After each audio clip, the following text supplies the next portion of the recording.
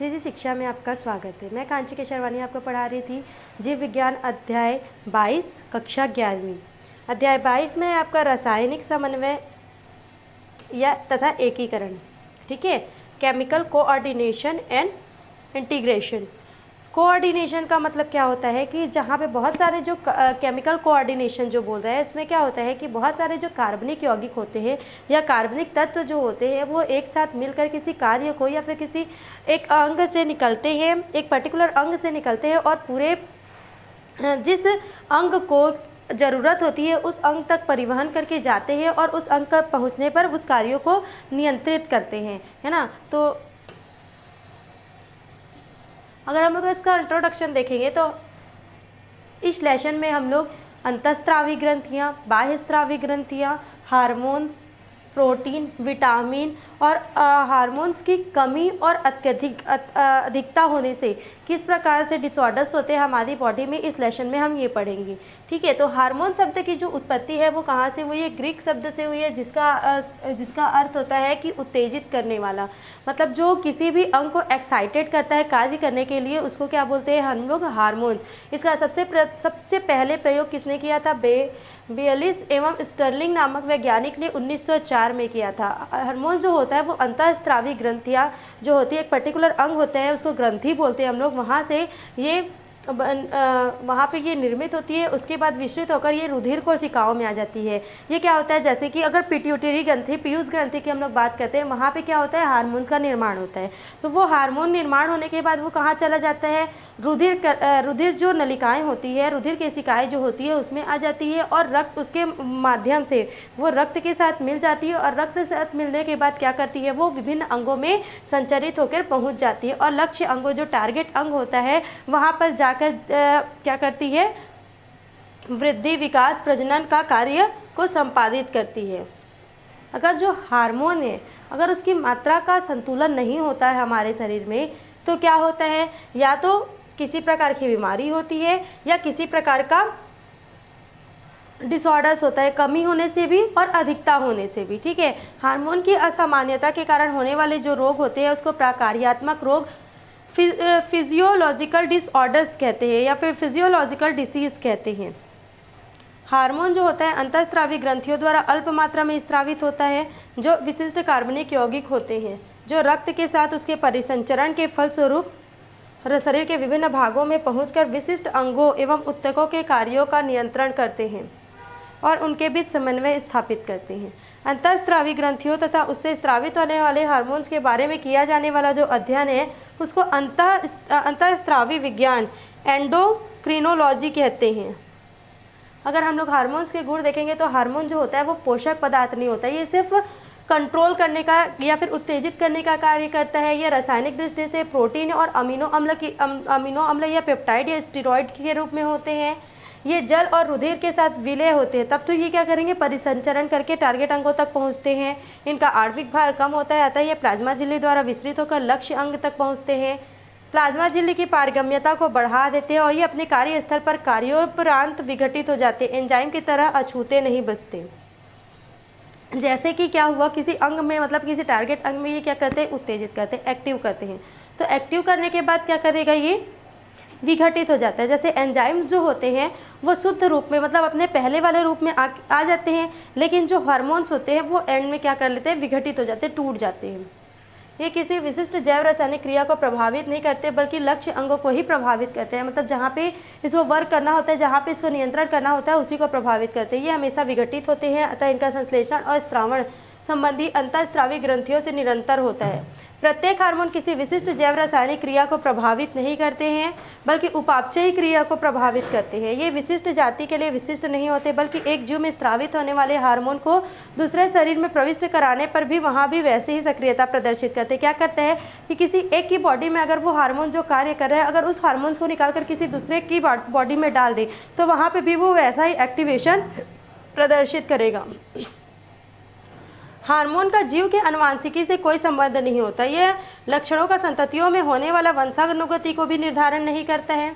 अगर इसके कार्य देखेंगे तो ये संरचनात्मक कार्य भी करते हैं, जैसे कि शरीर में ऊतक विभेदन, परिवर्तन एवं वृद्धि का नियंत्रण करते हैं, जैसे पीयूष ग्रंथि, थायराइड ग्रंथि, है ना, जनत ग्रंथि जो होते हैं, जनत के जो हार्मोन्स होते हैं। फिर तंत्रिका तंत्र का विकास एवं नियमन, थायरॉक्सिन हार्मोन्स के तंत्रिका तंत्र का विकास और नियमन होता है। इस हार्मोन्स की अल्पता से मानसिक विकार उत्पन्न होते हैं, ठीक है। फिर है समन्वय, कुछ ग्रंथि के हार्मोन्स अंतःस्रावी ग्रंथि का नियंत्रण करते हैं, जैसे पीयूष ग्रंथि के हार्मोन्स अन्य ग्रंथियों का नियमन करते हैं। फिर है उपापचयी क्रियाएं, मेटाबॉलिक रिएक्शन, अनेक हार्मोन जैसे कि थायराइड, इंसुलिन हार्मोन शरीर के उपापचयी क्रियाओं का नियंत्रण करते हैं। समस्थापन, हार्मोन द्वारा आंतरिक वातावरण को बनाए रखना समस्थापन कहलाता है, जैसे इंसुलिन हार्मोन रक्त में ग्लूकोज स्तर का नियमन करते हैं। फिर है सेकेंडरी सेक्सुअल कैरेक्टर्स, जनदों द्वारा स्रावित लिंगी जो हार्मोन्स होते हैं वो जंतुओं में लिंग का लक्षण, लैंगिक लक्षण जो होता है उसका विकास करते हैं। अब अगर ग्रंथियों के प्रकार देखेंगे तो ग्रंथि जो होते हैं वो एपिथेलियम ऊतकों के वलयन से बनते हैं। किससे बनते हैं? एपिथेलियम जो ऊतक होते हैं उसके वलयों से, जो उनका वेव जो होता है उसके फोल्ड से बनते हैं। यह 3 प्रकार के होते हैं। अंतःस्रावी ग्रंथि जो क्या होते हैं, अंतःस्रावी ग्रंथि के लिए परिवहन के लिए, मतलब जो उनसे निकलने वाले हार्मोन्स होते हैं उनके परिवहन के लिए नलियों की आवश्यकता नहीं होती है। ऐसी ग्रंथियां नलिया विहीन होते हैं। इनके स्राव को हार्मोन्स कहा जाता है। उदाहरण है थायराइड ग्रंथि, पीयूष ग्रंथि, एड्रिनल ग्रंथि आदि। फिर है बहिस्रावी ग्रंथि, एक्सोक्राइन ग्लैंड्स बोलते हैं जिसको। इसमें हार्मोन रहित या हार्मोन सदृश विशिष्ट प्रकार के स्रावित करने वाली नलिका युक्त ग्रंथि को बहिस्रावी ग्रंथि कहते हैं, जैसे कि श्वेत ग्रंथि, यकृत लाल ग्रंथि, सीबेशियस ग्रंथि आदि। फिर है मिक्स्ड और हेटेरोकाइन ग्लैंड्स या फिर मिश्रित ग्रंथि। इस प्रकार की ग्रंथियों में कुछ भाग नलिका युक्त तो होती हैं और कुछ क्या होती हैं, नलिका विहीन होती हैं। इस बहिस्रावी ग्रंथि सदृश मात्र अपने स्राव को नलिका में डालता है और उसके बाद क्या कर लेता है, हार्मोन रक्त नलिका के पास स्रावित कर दिया जाता है, जहाँ से विषरण की प्रक्रिया से अंततः रक्त में चला जाता है। उदाहरण है आपका अग्नाशय, जनद आदि। ग्रंथियों के प्रकार, अंतःस्रावी ग्रंथियां, बाह्यस्रावी ग्रंथियां और मिश्रित ग्रंथियां। अंतःस्रावी ग्रंथियां वे होती है, ये ग्रंथियां नलिका युक्त नहीं होती हैं, ये ग्रंथियां नलिका युक्त होती हैं, और ये ग्रंथियां नलिका युक्त व नलिका विहीन दोनों होती है, ठीक है। इसका उदाहरण है थायराइड, पीयूष, इसका उदाहरण है यकृत लाल और इसका उदाहरण है अग्नाशय। बहिस्रावी ग्रंथियों और अंतःस्रावी ग्रंथियों में अंतर क्या है, ये पता चल गया हम लोगों को कि बहिस्रावी ग्रंथियां नलिकीय ग्रंथि होती है, ये नलिका विहीन होती है, ये विलगन में नहीं होती है, विलगन में होती है। इसमें अपने स्रावण को सीधे लक्ष्य पर उड़ लेता है, जबकि इसमें क्या होता है, अपने स्राव को रक्त द्वारा लक्ष्य में संवहित करता है। ये अपना स्रावण अप्रत्यक्ष लसिका या रक्त में नहीं करता, ये लसिका या सीरा में गिराता है। मनुष्य तथा अन्य स्तनियों के अंतःस्रावी ग्रंथियां एवं हार्मोन। हार्मोन क्या होता है, पता चल गया कि जो अंगों को, टारगेट अंगों को उत्तेजित करता है, ठीक है। अंतः ग्रंथियों के प्रकार, टाइप्स ऑफ एंडोक्राइन ग्लैंड्स जो होते हैं वो क्या होते हैं कि इसमें जो स्रावित करने वाली ग्रंथियों की संरचना, कार्य और हार्मोन्स के प्रकार है। ग्रंथियों के अलावा कुछ अन्य अंग भी होते हैं जो हार्मोन को स्रावित करने का कार्य करते हैं। इनको भी अंतःस्रावी ग्रंथियों की श्रेणी में रखा गया है, जैसे कि थायराइड ग्रंथि, पैराथायराइड ग्रंथि, एड्रिनल ग्रंथि, पिट्यूटरी ग्रंथि, थाइमस ग्रंथि और प्रीनियल ग्रंथि। मिश्रित ग्रंथियां और अग्नाशय। फिर तीसरा है अन्य ग्रंथि युक्त संरचनाएं हैं, जैसे कि हाइपोथैलेमस, त्वचा, अपरा जो प्लेसेंटा होता है बच्चों के नाल वाला, वो हाइपोफाइसिस, वृक्क, जनन और आहार नाल की श्लेष्म ग्रंथियां। अंतःस्रावी ग्रंथियों की स्थिति हमारी बॉडी में कहाँ कहाँ पे होती है, तो देखें पिट्यूटरी ग्लैंड जो होता है वो नाक के पास होता है, फिर हाइपोथैलेमस जो होता है माइंड में होता है, पिनियल, ये सब होता है माइंड की अपर वाला हो गया, ठीक है। थायराइड ग्रंथि यहाँ पे होता है इस स्थान पर, और एंड पैराथायराइड ग्रंथि भी यहीं पे होगा। फिर ये थाइमस ग्लैंड। अच्छा, इस चैप्टर से भी लंबे क्वेश्चंस आते हैं ना, 3 नंबर 5 नंबर के क्वेश्चन आते हैं। नेक्स्ट है आपका ये थाइमस ग्लैंड। फिर है पेनक्रियाज। पेनक्रियाज कहाँ पे होता है, किडनी के जस्ट ऊपर। एड्रिनल ग्रंथि। फिर होता है टेस्टिस इन मेल, मेल में जो होगा वो टेस्टिस, और ओवरी जो होगा वो फीमेल में होता है। क्लियर? अंतर कहाँ पे होता है कि मेल और फीमेल में, मेल में क्या होगा, टेस्टिस होगा, और फीमेल में होगा ओवेरी। हार्मोन तथा विटामिन में अंतर। हार्मोन जो होते हैं वो प्राणियों के शरीर में संश्लेषित होते हैं, जबकि विटामिन जो होते हैं वो भोज्य पदार्थ लेने से प्राप्त होते हैं। हार्मोन जो होते हैं वो कार्बनिक पदार्थ होते हैं और अत्यधिक मात्रा में उपस्थित होते हैं और एक्टिवेशन पैदा करते हैं, जबकि क्या होते हैं, कार्बनिक विटामिन जो होते हैं वो कार्बनिक पदार्थ होते हैं, अत्यधिक मात्रा में उपस्थित होने पर मूत्र के जरिए बाहर निकल जाते हैं। हार्मोन जो होते हैं वो फिजियोलॉजिकल डिसऑर्डर्स उत्पन्न करते हैं, जबकि विटामिन से होने वाले रोग को क्या बोलते हैं, हाइपोविटामिनोसिस कहते हैं। हार्मोन जो होते हैं वे पेप्टाइड या प्रोटीन या स्टेरॉइड के रूप में होते हैं, जबकि विटामिन जो होते हैं ये सरल कार्बनिक पदार्थ एवं एमिन्स कार्बनिक पदार्थ और एस्टर्स के रूप में होते हैं। हार्मोन जो होते हैं यह को एंजाइम की तरह कार्य नहीं करते, बल्कि ये एंजाइम उत्पादन के लिए प्रेरित करते हैं, जबकि विटामिन जो होते हैं ये सामान्यतः को एंजाइम की तरह कार्य करते हैं। एंजाइम और हार्मोन्स में अंतर क्या होता है? तो एंजाइम जो होता है वो रासायनिक रूप से एंजाइम प्रोटीन होते हैं, जबकि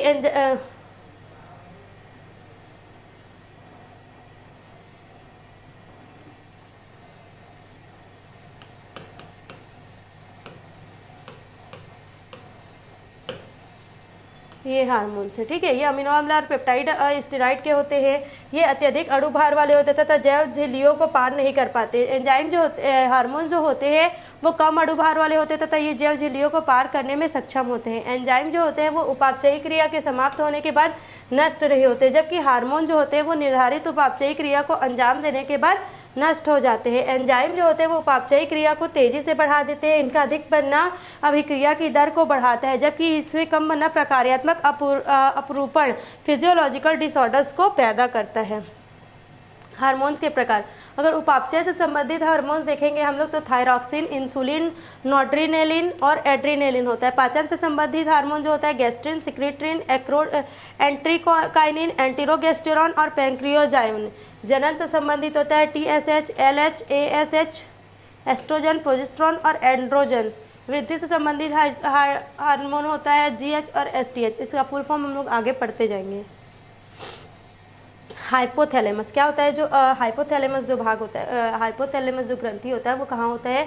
मस्तिष्क के अग्र भाग में होता है और इसका गुहा डायोसिल कहलाता है। जिस गुहा में स्थित होता है उसको डायोसिल बोलते हैं। इसकी जो अधर दीवार होती है वो मस्तिष्क का फर्श ही हाइपोथैलेमस कहलाता है। इसकी जो ये कीपनुमा अभिवृद्धि वाली लगी होती है, इसे इनफंडिबुलम कहते हैं, जिसे एक वृंत तक पीयूष ग्रंथि में जुड़ा रहता है। एक वृंत से, एक लंबा नाल से पीयूष ग्रंथि से जुड़ा रहता है। हाइपोथैलेमस शरीर के लिए महत्वपूर्ण होता है क्योंकि ये भूख और प्यास को नियंत्रण इसी ग्रंथि के द्वारा होता है। इतना ही नहीं, शरीर के तापमान के नियंत्रण के साथ साथ भावनात्मक क्रियाओं पर भी नियंत्रण करता है। हाइपोथैलेमस के द्वारा स्रावित किए जाने वाले हार्मोन्स पीयूष ग्रंथि के अग्रपाली को विभिन्न प्रकार के हार्मोन्स के लिए प्रेरित करता है। हाइपोथैलेमस से मुख्यतः 4 प्रकार के हार्मोन स्रावित किए जाते हैं, जिन्हें मोचक कारक रिलीजिंग फैक्टर कहते हैं। हाइपोथैलेमस के हार्मोन्स इस प्रकार के हैं, इस डायग्राम को आप याद कर लेना। थायरोट्रोपिन मोचन हार्मोन्स या पीयूष ग्रंथि को TSH के स्रावण के लिए प्रेरित करता है। फिर है कार्टियोट्रोपिक मोचक हार्मोन्स या पीयूष ग्रंथि के कार्टियोट्रोप कोशिकाओं को कार्टियोट्रोपिक हार्मोन के स्रावण के लिए प्रेरित करता है। फिर है गोनेडोट्रोपिक मोचक हार्मोन्स GRH जिसको बोलते हैं, या पीयूष ग्रंथि के अग्रपाली के गोनेडोट्रोपिक स्रावण हेतु प्रेरित करता है। फिर है वृद्धि हार्मोन मोचक हार्मोन्स या पीयूष ग्रंथि के अग्रपाली को सोमेटोट्रोप कोशिकाओं के वृद्धि हार्मोन्स के स्रावण हेतु उत्तेजित करता है। उपयुक्त चारों के अतिरिक्त भी हार्मोन्स हैं, जैसे कि वृद्धि हार्मोन निरोधक हार्मोन्स अर्थात वृद्धि निरोधक हार्मोन स्रावण का बाधक। फिर है प्रोलैक्टिक मोचक हार्मोन्स, प्रोलैक्टिक के स्रावण का प्रेरक। फिर प्रोलैक्टिन निरोधन हार्मोन जो निरोधन को वो करता है। फिर है मिलेनोसाइट मोचक हार्मोन्स अर्थात मिलेनोसाइट प्रेरक हार्मोन के स्रावण का अभिप्रेरण करने वाला हार्मोन तथा MSH निरोधक हार्मोन्स के स्रावण के प्रेरण को निरोधन करने वाला हार्मोन्स आदि जो होता है वो हाइपोथैलेमस द्वारा सीक्रेट होता है। फिर है हाइपोफाइसिस। हाइपोफाइसिस जो होता है वो मनुष्य के अन्य स्तनधारियों के मस्तिष्क के अधर सतह पर स्थित होता है, जो इनफंडिबुलम के नीचे क्या होता है, लटका हुआ थैलीनुमा संरचना होता है। इसके हाइपोफाइसिस के रूप में पाया जाता है। वैज्ञानिक कहते हैं कि हाइपोफाइसिस पीयूष ग्रंथि की ही स्रावी भाग होती है। हाइपोफाइसिस 2 भाग का बना होता है। इसका वह भाग जो पीयूष ग्रंथि के अग्र एवं मध्यक पाली का निर्माण करता है, जिसको एडिनो हाइपोफाइसिस कहते हैं, तथा जो स्वयं मस्तिष्क के डायनसेफेलॉन के विकसित होता है, तथा पीयूष ग्रंथि का पश्च पालिका का निर्माण करता है, जिसको क्या बोलते हैं, न्यूरो हाइपोफाइसिस कहते हैं।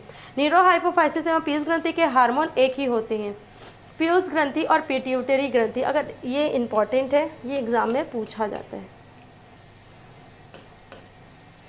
अगर पिट्यूटरी ग्रंथि या पीयूष ग्रंथि की स्थिति और संरचना देखेंगे तो पिट्यूटरी ग्रंथि को हाइपोफाइसिस सेरेब्री भी कहते हैं, या अग्र मस्तिष्क के पश्च भाग अर्थात डायनसेफेलॉन की अधर भित्ति के छोटे से शंक्वाकार एवं खोखले प्रवर्ध अर्थात इनफंडिबुलम से कपाल की स्फिनाइड हड्डी के गर्त अर्थात सेला टर्सिका में परीक्षित स्वरूप में स्थित होता है। यह लगभग गोलाकार, भूरी, लाल तथा सबसे छोटी अंतःस्रावी ग्रंथा होता है। इसका कलर कैसा होता है? ये भूरा लाल टाइप का ग्रंथि होता है और सबसे छोटा अंतःस्रावी ग्रंथि होता है। इसका यह जो होता है 1 to 3 सेंटीमीटर व्यास वाला तथा 0.5 से 1.0 ग्राम भार वाला होता है। यह 2 भागों का बना होता है। अग्रपाली जिसका होता है इसको एड्रेनोहाइपोफाइसिस बोलते हैं और पश्च पाली को न्यूरोहाइपोफाइसिस बोलते हैं। अग्रपाली जो होता है ये सबसे बड़ा पाली होता है जिसमें 75% भाग को ये प्रतिनिधित्व करता है। इसमें 3 भाग होते हैं, इन्फंटिपुलर वृंत से लिपटा हुआ भाग, दूसरा बड़ा वाला भाग जो होता है वो फूला हुआ भाग और गुलाबी सा होता है, तथा तीसरा जो होता है वो सक्रिय पट्टीनुमा और मध्य पिंड या मनुष्य के भ्रूणावस्था में तो होता है परंतु वयस्क में क्या होता है? लुप्त हो जाता है। पीयूष ग्रंथि की अग्रपाली जो होती है वो 3 तरह की कोशिकाओं से बनी होती है। जैसे परिधि स्तर का निर्माण जो होता है वो कोशिकाएं बेसोफिल्स, केंद्र की कोशिकाएं जो होती है एसिडोफिल्स तथा बिखरी हुई कोशिकाएं जो होती है वो क्रोमोफिल्स कहलाती है। एड्रेनोहाइपोफाइसिस जो होते हैं वो विभिन्न प्रकार की कोशिका जिसमें 7 प्रमुख प्रोटीन हार्मोन का स्रावण करती है, जो क्या करती है? शरीर के वृद्धि से लेकर जनन तक की कई प्रकार की शारीरिक क्रियाओं को कंट्रोल करता है। अगर देखेंगे पीयूष ग्रंथि का संरचना तो इस प्रकार का दिखाई देता है। एड्रेनोफाइसिस द्वारा स्रावित हार्मोन जो होते हैं उनके कार्य जो होते हैं सोमेटोट्रोपिक हार्मोन तथा वृद्धि हार्मोन। यह 191 अमीनो अम्ल वाले मोनोमरों की बनी पॉलीपेप्टाइड श्रृंखला वाला प्रोटीन हार्मोन होता है। यह शारीरिक वृद्धि विकास में सहायक होता है। सोमेटोट्रोपिक हार्मोन को बोलते हैं SH हार्मोन्स या SHG हार्मोन्स। ठीक, SH हार्मोन्स भी बोलते हैं किसको? एड्रेनोफाइसिस के द्वारा। देखो 2 प्रकार का होता है, तो एड्रेनोफाइसिस जो अग्रभाग है उसके द्वारा कौन सा हार्मोन स्रावित होता है? तो सोमेटोट्रोपिक हार्मोन्स, इसको SH या वृद्धि हार्मोन्स भी कहते हैं, ग्रोथ हार्मोन्स भी बोलते हैं। यह 191 अमीनो अम्ल के मोनोमर की पॉलीपेप्टाइड श्रृंखला के जुड़ने से बनता है। यह शारीरिक वृद्धि और विकास के लिए सहायक होता है और उपापचय क्रिया के कोशिका विभाजन को तीव्र गति से बढ़ाता है। यह कैल्शियम धारण क्षमता को बढ़ाकर अस्थियों की वृद्धि को संभव करता है। फिर है अनियमितताएं। अगर इसकी अधिकता हो जाती है तो क्या होगा? शरीर हष्ट पुष्ट तथा बलवान हो जाता है। ऐसी वृद्धि से विकसित होने वाले मनुष्य जो होते हैं अंततः विशालकाय शरीर वाले हो जाते हैं, जिन्हें चिकित्सा विज्ञान की भाषा में पिट्यूटरी जायंट कहते हैं। वयस्क में इसका अधिक धावण होने से हाथ पैर अपेक्षाकृत अधिक लंबे हो जाते हैं, जबड़े आवश्यकता से अधिक बढ़ जाते हैं तथा आंखों और गालों के ऊपर की अस्थियों में अभिवृद्धि हो जाती है, जिससे चेहरा एवं शरीर में भद्दापन परिलक्षित होने लगता है। यह अवस्था एक्रोमीगेली या फिर अक्रांतिकाय के नाम से जानी जाती है। अगर ये कम होता है सोमेटोट्रोपिक हार्मोन तो क्या होता है? इसकी माप और लंबाई जो होती है वो कम हो जाती है तथा व्यक्ति बौना रह जाता है। ठीक है, इसमें मानसिक रूप से भी विकसित नहीं हो पाता है। मानसिक रूप से विकसित तो होता है परंतु जनन क्षमता विहीन अर्थात बांझ होते हैं। यह रोग मिगेट तथा अवस्था मिगेटिज्म कहलाती है। कुछ व्यक्तियों में इस हार्मोन की कमी से शरीर में उत्तकों का क्षय होने लगता है। इसके चलते व्यक्ति दुर्बल एवं कमजोर हो जाते हैं तथा समय से काफ़ी पहले ही व्यक्ति में वृद्धावस्था के लक्षण उपस्थित हो जाते हैं। इस रोग को क्या बोलते हैं? साइमांड रोग कहते हैं। फिर है मोनेडोट्रोपिक हार्मोन या गोनेडोट्रोपिक हार्मोन, जिसको क्या बोलते हैं? GH बोलते हैं। ये गोनेडोट्रोपिक हार्मोन से, ठीक है, इसको गोनेडोट्रोपिन के नाम से भी जाना जाता है। नाम के अनुसार यह जननों को उत्तेजित करने वाला हार्मोन्स होता है। पहला इसमें है फॉलिकल उत्तेजक हार्मोन्स। यह हार्मोन नर एवं मादा अर्थात दोनों में स्रावित होता है। जो फॉलिकल उत्तेजित हार्मोन्स होता है F स्टिमुलेटिंग हार्मोन FSH कहते हैं इसको। मादा में यह अंडों को निर्माण को उत्तेजित करता है तथा नर में यह शुक्राणुओं के निर्माण को प्रेरित करता है। फिर है ल्यूटिनाइजिंग हार्मोन। इस हार्मोन को उसके कार्यानुसार अंतराली कोशिका प्रेरक भी कहते हैं। नर में यह वृषण द्वारा टेस्टोस्टेरोन नामक हार्मोन के स्रावण को उत्तेजित करता है। मादा में यह परिपक्व हो रहे ओवेरियन फॉलिकल को या की थीका इंटरना की कोशिकाओं को एस्ट्रोजन या प्रोजेस्टेरोन नामक हार्मोन को स्रावित कर अभिप्रेरित करता है। इस हार्मोन की सक्रियता जो होती है फॉलिकल कोशिकाओं के परिपक्वन तथा अंडोत्सर्ग के लिए भी आवश्यक मानी जाती है। अगर असामान्य क्रियाशीलता देखेंगे तो इसकी हार्मोन की कमी से होने की स्थिति में बच्चों में वृषण पेट में ही रह जाता है। ऐसे लक्षणों को नर को क्रिप्टो ऑर्किड कहते हैं। किशोर में हार्मोन की कमी होने पर जो वृषण होते हैं वो छोटे रह जाते हैं और आकारहीन होते हैं, जिसमें क्या होता है सेमिनिफेरस ट्यूब्यूल्स जो होते हैं वो नष्ट हो जाते हैं। तो नर में क्या आ जाता है? नरबंधता आ जाता है, दुर्बलता आ जाता है। और मादा में अगर यही होता है तो अंडाशय जो होता है वो क्षीण हो जाता है, पुटिका का विनाश हो जाता है और जिससे क्या होता है? गर्भाशय तथा योनि भी विलुप्त प्राय हो जाती है, लेकिन इस हार्मोन से अधिक स्राव होने से व्यक्ति में समय से पहले लैंगिक परिपक्वता दिखाई देने लगती है।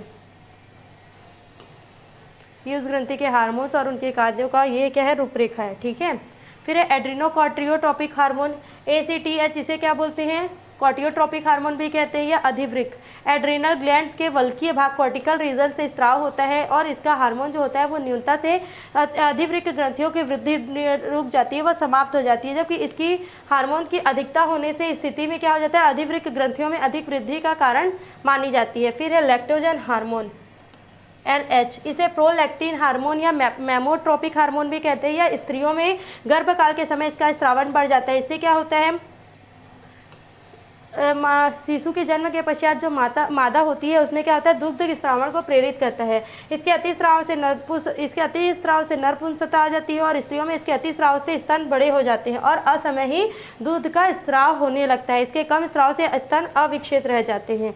फिर है थायरोट्रोपिक हार्मोन TH, जिसको बोलते हैं थायराइड स्टिमुलेटिंग हार्मोन भी बोलते हैं इसको, यह थायराइड ग्रंथि की क्रियाशीलता पर नियंत्रण रखता है। इसकी कमी अथवा अधिकता से थायरॉक्सिन हार्मोन की कमी अथवा अधिकता वाले लक्षण प्रकट होते हैं। यह लाइकोप्रोटीन प्रकृति वाले हार्मोन होते हैं तथा थायरोट्रोपिन के नाम से जाने जाते हैं। फिर है डायबिटेजोनिक हार्मोन DHA हार्मोन जो होता है वो कार्बोहाइड्रेट उपापचय को नियंत्रित करता है, कार्बोहाइड्रेट की क्रिया को नियंत्रित करता है तथा साथ में प्रोटीन और वसा के उपापचय को प्रभावित करता है।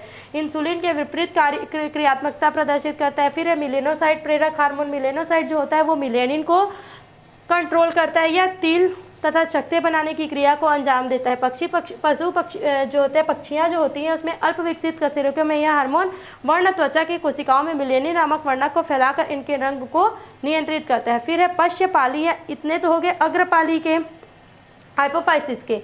अब है पश्यपाली या न्यूरोफाइसिस के। यह पीयूष ग्रंथि का 1/4 भाग होता है, छोटा भाग होता है, 3 भाग उसमें चला गया 75% और अब इसमें 25% बचा। तो इस क्षेत्र में हाइपोथैलेमस तंत्रिका स्रावी कोशिकाओं के एक्सॉन तथा उनके शीर्ष स्थित पुच्छियाँ घुंडियाँ पाई जाती है। इसे न्यूरोफाइसिस भी कहा जाता है। घुंडियों का फूला हुआ स्वरूप उनमें तंत्रिका स्रावी कोशिकाओं के स्राव के संग्रहण के कारण होती हैं। पश्यपाली से मुख्य रूप से 2 प्रकार के हार्मोन्स स्रावित होते हैं। पहला है वैसोप्रेसिन हार्मोन और दूसरा है ऑक्सीटोसिन हार्मोन। वैसोप्रेसिन हार्मोन जो होता है वो 9 अमीनो अम्ल का प्रोटीन का बना होता है। इसका प्रमुख कार्य जो होता है वो किडनी में वृक्क नलिकाओं में दूरस्थ कुंडलित भाग एवं संग्रह नलिकाओं से जल के रक्त में पुनः अवशोषण को बढ़ाता है, इसलिए इसे मूत्ररोधी हार्मोन भी कहते हैं। यह हार्मोन जो होता है श्वेत ग्रंथि के स्रावण को कम करता है, यह रक्त वाहिनियों को सिकोड़ता है जिसके कारण यह दाब बढ़ जाता है। फिर है ये क्या करता है, मूत्र को डाइल्यूट करता है, पतला करता है तथा रक्त को गाढ़ा कर देता है। इन दोनों स्थितियों में क्या होता है, रक्त दाब घट जाता है। मूत्र की मात्रा सामान्य 1-2 लीटर से बढ़कर 20 लीटर तक प्रतिदिन हो जाती है। यह स्थिति मूत्र लता, डायूरेसिस तथा मधुमेह इंसिपिड्स रोग के नाम से जानी जाती है। इस हार्मोन की अधिकता के कारण मूत्र गाढ़ा तथा रक्त तनु हो जाता है जिससे रक्तदाब BP बढ़ जाता है। फिर होता है ऑक्सीटोसिन। यह स्त्रियों के गर्भाशय तथा उनके स्तन उत्तकों पर क्रियाशील होते हैं। जो ऑक्सीटोसिन हार्मोन होता है वो कहाँ पे होते हैं, स्त्रियों के गर्भाशय में तथा उसके स्तनों के ऊपर उत्तकों में क्रियाशील होते हैं। पुरुष में इसका कार्य अज्ञात है। यह गर्भावस्था के अंतिम चरण में अनैच्छिक पेशियों को संकुचन को प्रेरित करता है और प्रसव के समय गर्भाशय के फैलने एवं प्रसव के बाद गर्भाशय के संकुचन को प्रेरित करता है। यह गर्भाशय की दीवार अरेखित पेशियों को सिकोड़ कर क्या करता है, लेबर पेन को उत्पन्न करता है। ठीक है, जो ऑक्सीटोसिन हार्मोन नहीं होता है जो लेबर पेन को क्या करता है, बढ़ाता है। फिर दूसरा चीज़ क्या बोलता है, जो दूध समय स्तनों की पेशियों को सिकोड़कर दूध उत्क्षेपण को प्रेरित करता है। दूसरा है आप थाइमस ग्लैंड। पीयूष ग्रंथि समझ में आ गया था। अग्रपाली और पश्यपाली। अग्रपाली 75% भाग, पश्यपाली 25% भाग। उसमें 7 प्रकार के होते हैं और इसमें 2 प्रकार के होते हैं हार्मोन्स। ठीक, क्लियर, इतना समझ में आ गया। अब है थाइमस ग्रंथि। थाइमस ग्रंथि का संरचना जो होता है ये हृदय के ठीक आगे जो वक्ष की गुहा होते हैं, श्वास नली के इधर उधर दोनों में चपटी और गुलाबी कलर का द्विपिंडीय ग्रंथि होता है। दोनों जो पालियां होती है वो एक संयोजी ऊतक के द्वारा खोल से घिरे हुए होते हैं। मनुष्य में यौनावस्था के प्रारंभ होने पर यह ग्रंथियां जो होती है, जब यौनावस्था मतलब जब सेकेंडरी लक्षण, सेकेंडरी कैरेक्टर दिखाई देने लगते हैं, तब ये जो ग्रंथियां होती है वो छोटे छोटे धीरे लगने लगती है और वृद्धावस्था जब बुढ़ापा काल आता है तो ये समाप्त हो जाती है। ये जीवन पर्यंत उपस्थित रहता है। कई स्तनधारियों में। इसके प्रत्येक पाली में छोटे छोटे पिंडकों में बटी रहती है। प्रत्येक पिंडक के बाहरी वल्की भाग जो होते हैं उसमें परस्पर सघन लिम्फोसाइट्स तथा कुछ एपिथेलियम कोशिकाएं होती है। भीतरी मज्जक भाग होता है मेडुला, जिसमें एपिथेलियम कोशिकाएं, कुछ लिम्फोसाइट्स तथा कुछ कोशाभक्षी कोशिकाएं या फिर मैक्रोफेजेस या हैसल के कार्पल्स कहते हैं इन्हें। इस प्रकार का दिखाई देता है। अगर थाइमस ग्रंथि के हार्मोन देखेंगे तो थाइमोसिन, थाइमिन 1 और थाइमिन 2 तीन प्रकार के होते हैं। कार्य अगर इसका देखेंगे तो ये शैशवा अवस्था में सबसे ज़्यादा इसका कार्य होता है, जो क्या करते हैं 2 वर्ष की उम्र में अंगों के अनुपात में काफ़ी बढ़ाता है, लिम्फोसाइट्स के प्रतिरक्षी पदार्थ को संश्लेषित करता है, प्रेरित करता है और प्रतिरक्षी तंत्र को मजबूत बनाता है। जब लैंगिक परिपक्वता आ जाता है तो फिर ये धीरे धीरे नष्ट होने लगते हैं। इसलिए माना जाता है कि जिसके वृद्धि और भिन्न संबंधित क्रियाएं जो होती हैं वो नियंत्रित होती है। इस ग्रंथि के हार्मोन टी लिम्फोसाइट के प्रचुरोत्भन तथा इनमें भिन्न भिन्न प्रकार के जीवाणुओं और इन जीवाणुओं द्वारा मुक्त प्रतिजन पदार्थ जो एंटीजन होते हैं उनको नष्ट करने की प्रेरणा देते हैं। अगर पीनियल ग्रंथि की बात करते हैं तो पीनियल ग्रंथि कहाँ होता है? यह ग्रंथि जो मस्तिष्क के प्रमस्तिष्क गोलार्धों के बीच तीसरी वेंट्रिकल की छत, जो प्रमस्तिष्क होता है उसकी तीसरी वेंट्रिकल की छत थैलेमस के निकलने वाले तंतु में वृंत का सफ़ेद चोटी, चपटी तथा एक्टोडर्मल ग्रंथि के रूप में पाई जाती है। इसके चारों ओर महीन आवरण होता है जिसे पाया मैटर कहते हैं। यह 2 प्रकार की कोशिकाओं का बना होता है। पहली कोशिकाएं होती है पिनियलोसाइट्स, जो कि तंत्रिका कोशिकाओं के रूपांतरण से बनती है। दूसरी को सहारा देने वाली कोशिकाएं कहते हैं, जो अंतराली कोशिकाएं कहलाती हैं। पिनियल ग्रंथि के हार्मोन तथा उसके कार्य, जो मेलेनोटोनिन हार्मोन पिनियल ग्रंथि द्वारा स्रावित किया जाता है। त्वचा की मेलानोफोर कोशिकाएं जो होती है इसकी लक्ष्य कोशिका होती है। यह प्रियुस ग्रंथि के मेलेनो प्रेरक हार्मोन MS के विपरीत प्रभाव डालता है। इसके प्रभाव से मेलेनोफोर्स के रंग कण इनके केंद्रीय भाग में जमा हो जाते हैं, जिससे जीव की त्वचा का रंग हल्का हो जाता है। कहा जाता है कि मनुष्य में लैंगिक परिपक्वता तथा संभोगेच्छा को जागृत करने वाले जैविकीय घड़ी को नियंत्रित करते हैं। वैज्ञानिकों ने अपने रिसर्च के क्रम में यह भी देखा कि मेलेनोटोनिन का स्रावण जो होता है दिन के समय में कम तथा रात के समय में ज़्यादा होता है, जिससे इससे क्या होता है पीनियल बॉडी हमारे दैनिक लय का नियंत्रण करता है। पीनियल ग्रंथि के सेरोटोनिन तथा एड्रेनोग्लोमेरोट्रोपिन नामक हार्मोन भी स्रावित करते हैं, जो क्रमशः रक्त दाब बढ़ाने एवं एड्रिनल वल्कुट एल्डोस्टेरोन हार्मोन को स्रावित करने हेतु अभिप्रेरित करते हैं। फिर नेक्स्ट है आपका थायराइड ग्रंथि, ये भी इंपॉर्टेंट है।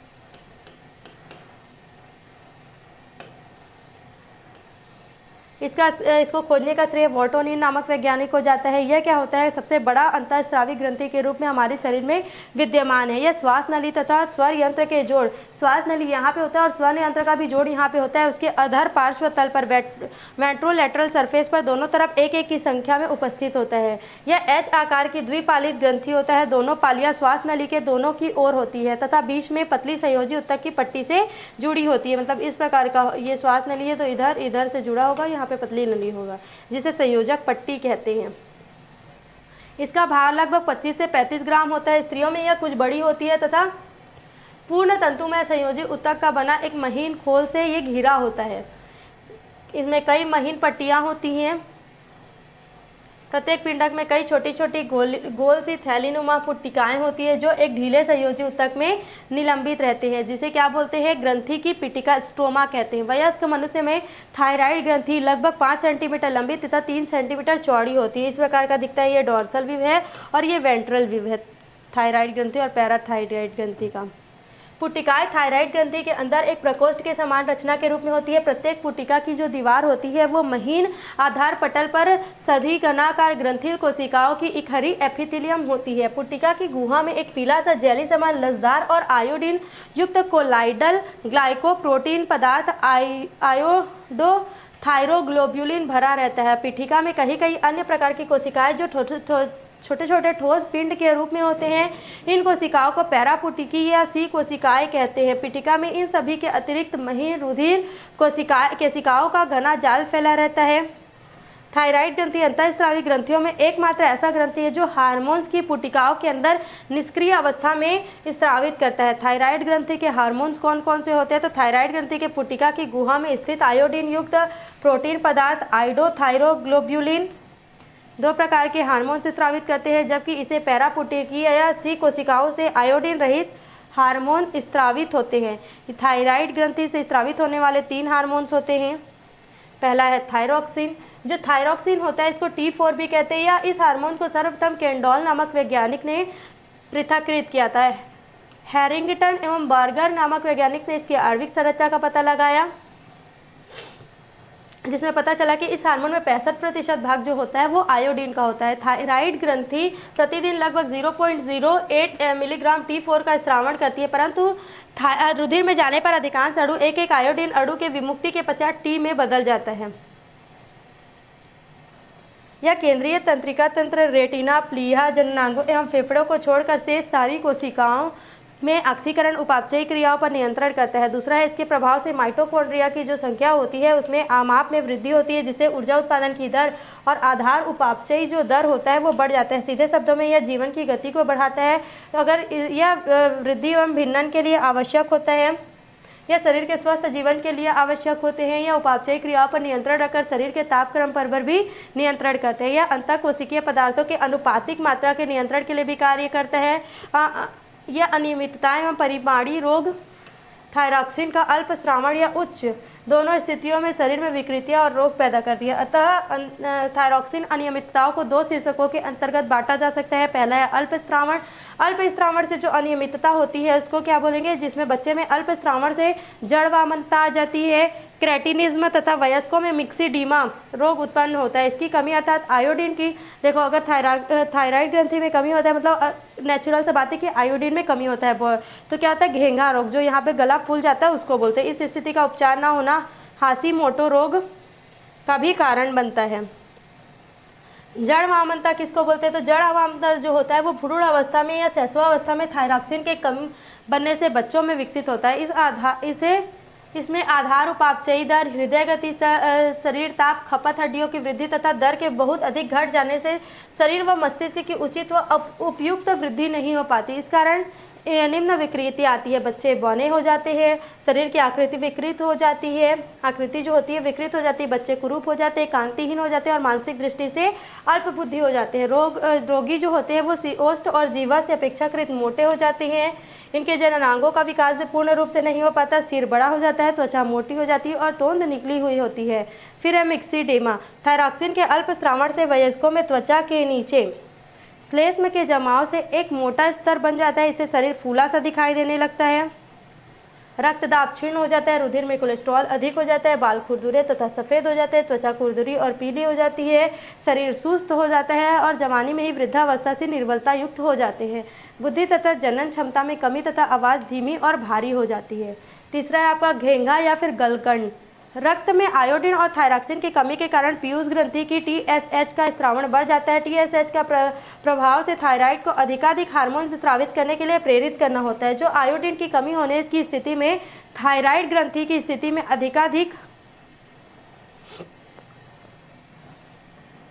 आयोडीन ग्रहण करने से होता है। आयोडीन कोशिकाओं की संख्या में अत्यधिक वृद्धि कर लेती है, जिसके कारण थायराइड ग्रंथि अपने सामान्य आकार से बहुत ज़्यादा गुना बढ़ जाती है, जिसके कारण गर्दन का क्षेत्र जो होता है वो फूला हुआ दिखाई देता है, जिसको घेंघा रोग कहते हैं। जल एवं मिट्टी में आयोडीन की कमी होने की स्थिति में यह रोग विशेषकर समस्त जनसंख्या में देखने को मिलता है। आयोडीन युक्त नमक 0.5 ग्राम पोटेशियम आयोडाइड किलो नमक का उपयोग करने से इस रोग की होने की संभावना जो होती है वो समाप्त हो जाती है।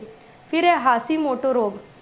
थायरॉक्सिन की कमी को दूर करने वाले दवाओं के सेवन के प्रभाव से वृद्धावस्था में चोट, संक्रमण या शल्य क्रिया आदि के कारण रक्त में थायरॉक्सिन की अगर अल्प उपस्थिति से थायरॉक्सिन की पहचान शरीर में उपस्थित ग्राही प्रोटीन तक को नहीं हो पाती। वह थायरॉक्सिन को शरीर के पदार्थ न मानकर विदेशी पदार्थ या अर्थात टॉक्सिक सब्सटेंस मानने लगता है, जिससे क्या होता है? जहरीला पदार्थ मानने लगता है, जिससे शरीर के इन हार्मोन को नष्ट करने वाले जो प्रतिविष होते हैं, एंटीबॉडीज होते हैं, बनने लगते हैं, जो कि स्वयं थायराइड ग्रंथि की कोशिकाओं को ही नष्ट करने लगते हैं।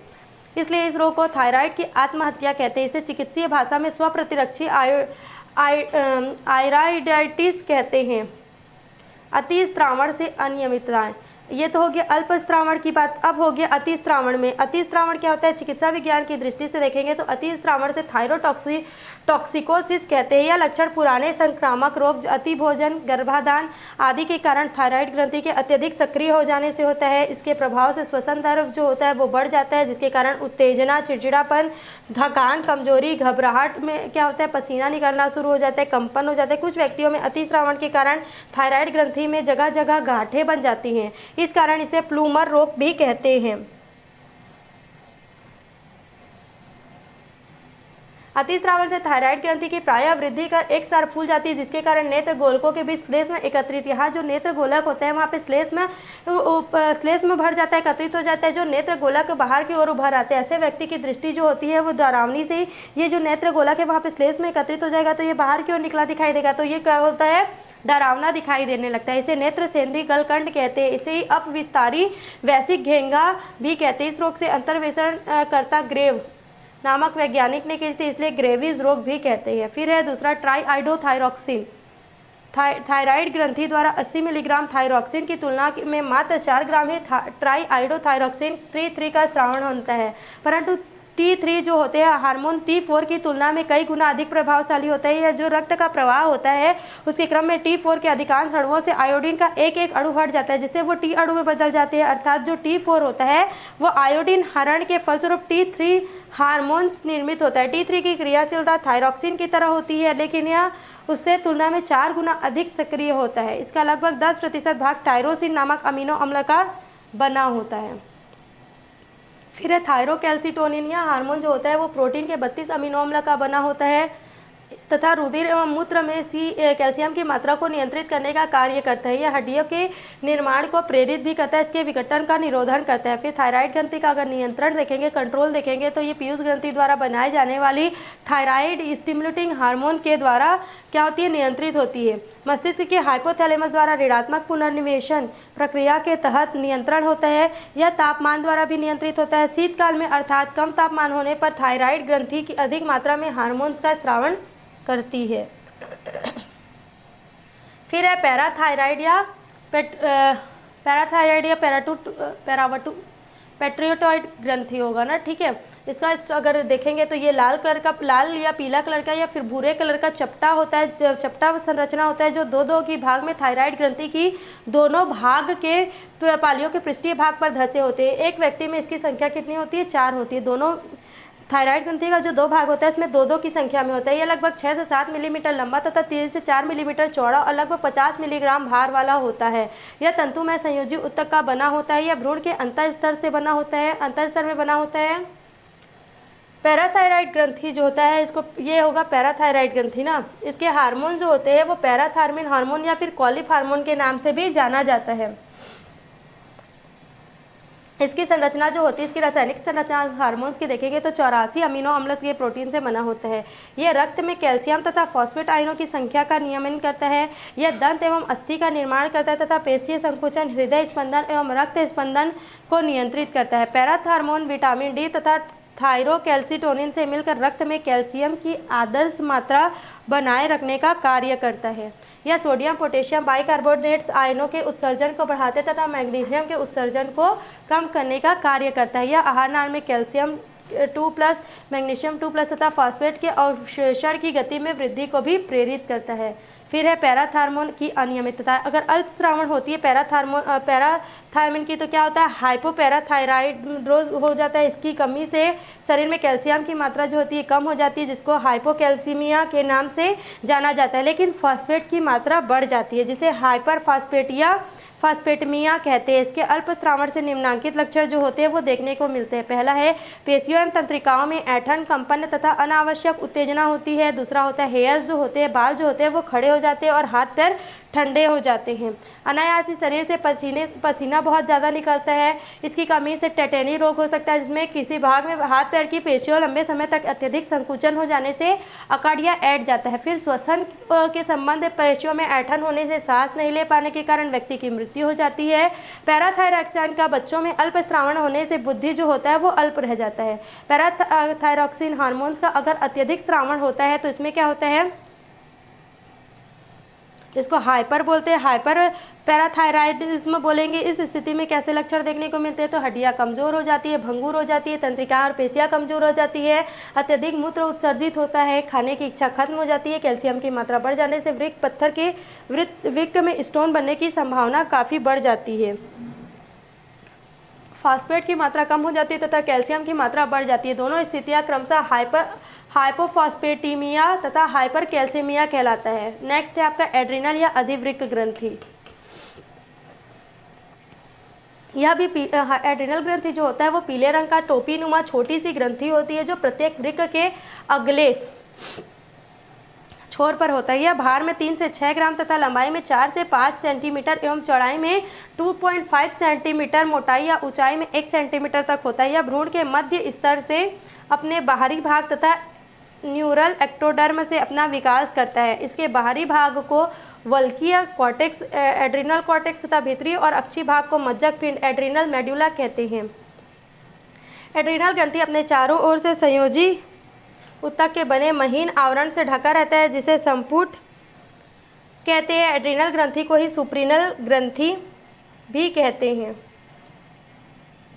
एड्रिनल वल्क, यह एड्रिनल ग्रंथि का 75 से 90% भाग होता है। यह तीन स्तरों में विभेदित होता है, जोना ग्लोमेरुलसा, जोना फेसिकुलेटा और जोना रेटिकुलेरिस। एड्रिनल ग्रंथि के वल्कुट क्षेत्र से, जो एड्रिनल ग्रंथि होता है उसके वल्कुट क्षेत्र से 40 से 50 प्रकार के जो हार्मोन से स्रावित होते हैं वो सामूहिक रूप से कॉर्टिकोस्टेरॉइड के नाम से जाने जाते हैं। इसमें कुछ ही सक्रिय होते हैं जिन्हें 4 समूहों में रखा गया है। सभी कॉर्टिकोस्टेरॉइड रासायनिक गुण के मुताबिक स्टेरॉइड्स होते हैं। पहला है लिंग हार्मोन्स। इसके नाम के अनुसार मनुष्य तथा अन्य जंतुओं को लिंग के व्यवहार नियंत्रित करते हैं, लिंग को नियंत्रित करते हैं। यह वल्कुट क्षेत्र के मध्यवर्ती तथा भीतरी स्तरों की कोशिकाएं सूक्ष्म मात्रा में नर हार्मोन्स अर्थात एड्रोनोजेंस, अति सूक्ष्म मात्रा में मादा हार्मोन्स अर्थात एंड्रोजन और एस्ट्रोजन दोनों का स्त्रावण एवं प्रोजेस्टेरॉन का क्या करता है? स्त्रावण करता है, सिक्रेशन करता है। इन्हीं के द्वारा लिंग निर्धारण जैसा महत्वपूर्ण जो कार्य होता है वो संपादित होता है।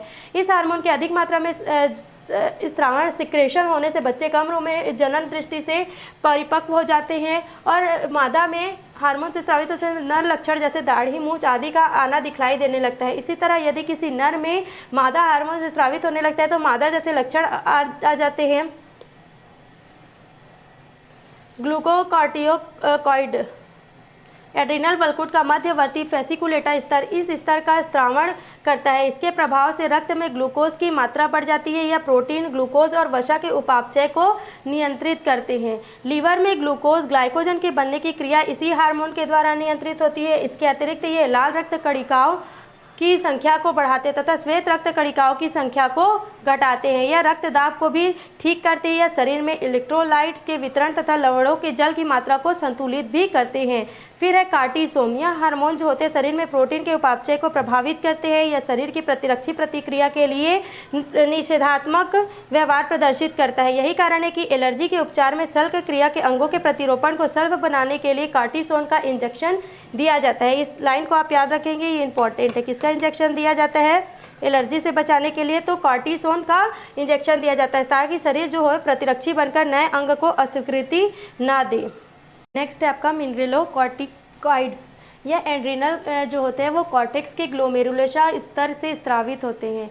यह हार्मोन के रक्त में खनिज लवण की मात्रा का नियमन करते हैं। जो हार्मोन होता है उसमें क्या करते हैं? खनिज पदार्थ जो आता है उसका नियंत्रण करते हैं। एल्डोस्टेरॉन नामक एक महत्वपूर्ण मिनरलोकॉर्टिकोइड हार्मोन नलिकाओं द्वारा नेट तथा CIT आयंस के अवशोषण को नियंत्रित करता है, इसलिए इसे लवण प्रतिधारक हार्मोन कहते हैं। अधिवृक्क वल्क का नियंत्रण, अधिवृक्क ग्रंथि के कॉर्टेक्स भाग द्वारा जो स्रावित हार्मोन्स होता है, सीक्रेट हार्मोन होता है, वो पीयूष ग्रंथि द्वारा स्रावित होने वाले एड्रिनोकॉर्टियोट्रोपिक रिलीजिंग हार्मोन्स द्वारा नियंत्रित होते हैं। एड्रिनल मज्जा या अधिवृक्क ग्रंथि आंतरिक भाग तथा लगभग 10% से 25% भाग होता है। इसमें क्रोमेटिन कोशिकाएं पाई जाती है जो कि टायरोसिन नामक अमीनो अम्ल से व्युत्पन्न 2 प्रकार के हार्मोन्स का संश्लेषण करके उन्हें संचित करती है तथा आवश्यकतानुसार बही कोशिका क्षेपण द्वारा इनका स्त्रावण करती है। भ्रूणीय अवस्था में अगर देखेंगे तो अधिवृक्क ग्रंथि से मेडुला भाग का निर्माण जो होता है वो न्यूरल भाग से होता है। इस क्षेत्र से स्रावित होने वाले दोनों हार्मोन्स इस प्रकार के हैं। पहला है एड्रिनलिन या इपिनेफ्रिन। यह एड्रिनल मेडुला द्वारा स्रावित हार्मोन होता है जो 80% भाग होता है। इस हार्मोन द्वारा संपादित किए जाने वाले प्रमुख कार्य जो हैं वो निम्नांकित है। पहला, इसमें अरेखित पेशियों में उत्तेजना पैदा होती है जिसके कारण शरीर के बाहर तथा अंदर की ओर उपस्थित जो रक्त नलिकाएं होती हैं वो संकुचित हो जाती है। इसके फलस्वरूप नलिकाओं में रक्त दाब बढ़ जाता है। यह शरीर में ग्लाइकोजन से ग्लूकोज बनाने की क्रिया को प्रेरित करता है। इसका कार्य जो होता है हृदय स्पंदन की दर को बढ़ाने का कार्य करता है तथा पोषक पदार्थों की मात्रा बढ़ाती है। संकट काल में देखेंगे तो पुतलियों के फैलने और रोंगटे खड़े कर देने वाले डरने की अभिव्यक्ति जो होती है वो इसी हार्मोन्स के सक्रियता के कारण होती है। इसमें श्वसन की दर बढ़ जाती है और रक्त के जमने क्लॉटिंग ऑफ ब्लड के समय कम लगता है। इसमें हार्मोन का खोज का श्रेय जो था वो जे एबेल नामक वैज्ञानिक को जाता है जो टेकामिन के विशुद्ध रूप में पृथक किया जाता है। अचानक हृदय गति रुक जाने पर इस हार्मोन को सीधे हृदय में पहुंचाकर उसमें फिर से गति लाई जाती है। अस्थमा में भी इसका उपयोग होता है। दांत निकालते समय अथवा नाक, कान, गला आदि में मामूली शल्य क्रिया करते समय एड्रेनालिन का हल्का उपचार दिया जाता है। इस क्षमता के कारण इसे संकटकालीन हार्मोन या इमरजेंसी हार्मोन भी कहते हैं। फिर है नॉर एड्रेनालिन अर्थात नॉन एपिफ्रेमिन हार्मोन। इस हार्मोन की खोज का जो होता है वॉन यूलर ने किया था। शरीर पर इस हार्मोन के पड़ने वाले प्रभावों का जो अध्ययन होता है वो एक्सलॉर्ड ने किया था। एड्रेनालिन तथा नॉर एपिफ्रेमिन दोनों हार्मोन अपने अपने कार्यों द्वारा क्या करते हैं, शरीर स्वायत्त तंत्रिका तंत्र को निरूपित रूप से गतिमान करता है। यह हार्मोन जो होता है वह रक्त नलिकाओं को सिकुड़ने के बजाय उसके फैलने में सहयोग करता है। यह जो हृदय गति तथा रक्त दाब को सामान्य रखने में मदद करता है अर्थात उसकी सक्रियता को सामान्य रखने में मदद करता है। इस भाग में हार्मोन स्रावण का नियंत्रण अनुकंपीय तंत्रिका तंत्र द्वारा सिंपैथिक नर्वस सिस्टम द्वारा किया जाता है। अगर इसकी अल्प स्रावण से देखेंगे तो हाइपोग्लाइसीमिया यह रोग में रक्त में शर्करा की मान्य स्तर की कमी को दर्शाता है। यह रोग ग्लूकोकॉर्टिकोइड की कमी अर्थात अल्प स्रावण से होता है। इसमें शरीर का तापमान कम होने लगता है, मस्तिष्क, हृदय एवं पेशियों की क्रियाएं कम होने लगती है और लैंगिक क्षमता घट जाती है। ऐसी स्थिति में बढ़ते रहने पर हृदय स्पंदन भी रुक जाता है। फिर है एडिशन रोग। यह यदि शरीर से एड्रिनल ग्रंथि को निकाल दिया जाए या किसी कारणवश क्षतिग्रस्त हो जाता है तो समस्त शारीरिक उपापचयी क्रियाएं अस्त व्यस्त हो जाती है। इस रोग को एडिशन रोग कहते हैं। चिकित्सक थॉमस एडिशन ने किया था इसलिए इसको एडिशन रोग बोलते हैं। सोडियम आयन एवं जल की काफ़ी मात्रा मूत्र के साथ उत्सर्जित हो जाने से शरीर के निर्जलीकरण की समस्या उत्पन्न हो जाती है। फिर दूसरा है कॉन्स रोग। एड्रिनल मेडुला के एच हार्मोन के स्रावण से तंत्रिका प्रणाली में भी गड़बड़ी देखने के लिए मिलती है। ऐसी स्थिति में पेशियों में जकड़न पैदा हो जाती है। रोगी की अंततः मृत्यु हो जाती है। अति स्रावण से देखेंगे तो एड्रिनल हार्मोन के अत्यधिक स्रावण से निम्नलिखित लक्षण जो है वो दिखाई देने लगते हैं। ईडीम। एड्रिनल हार्मोन के अत्यधिक स्रावण से शरीर में क्षारीयता हो सकती है। सोडियम और इसके साथ साथ जल की मात्रा बढ़ जाती है। इन स्थितियों के कारण रक्त दाब जो होता है वह बढ़ जाता है और जगह जगह क्या होता है, शरीर फूल जाता है। हाइपरग्लाइसीमिया।